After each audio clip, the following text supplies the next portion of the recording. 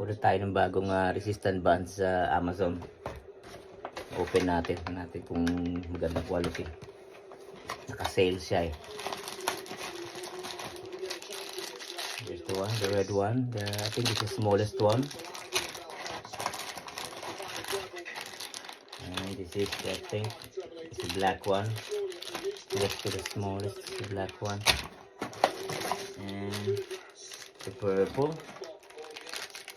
And the last one is the green one. I think it's the biggest one, I think. Let's see. Yeah, the green is the biggest one. And meron pa siyang lalagyanan. Tignan natin. Tuloy natin sa pinakamaliit. Red one. Look. There you go.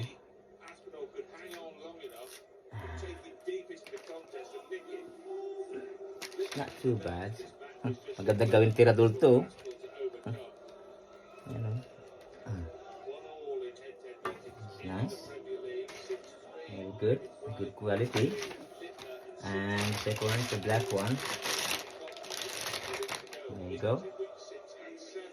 Next size. It's the black one. You know. That's very nice. Yeah. Very good.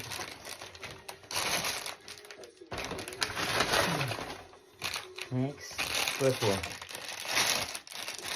There you go.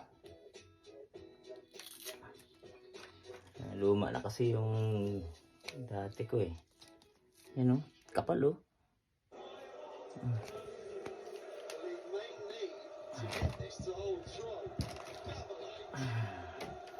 Diba ito?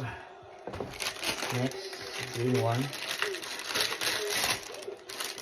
Ooh, ito pinakamalaki. Wow, look. Laki niya oh. Nice.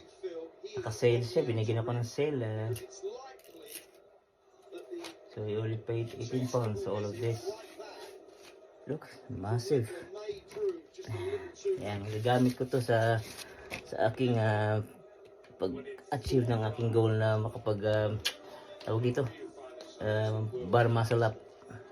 So we'll try this one. It's nice. There you go. It's a nice one there, look. It's from Amazon. It's from Amazon, look at that. Very good. Thank you guys. Pero dahil Holy Week ngayon, mag-rest muna tayo. It's Holy Week, okay?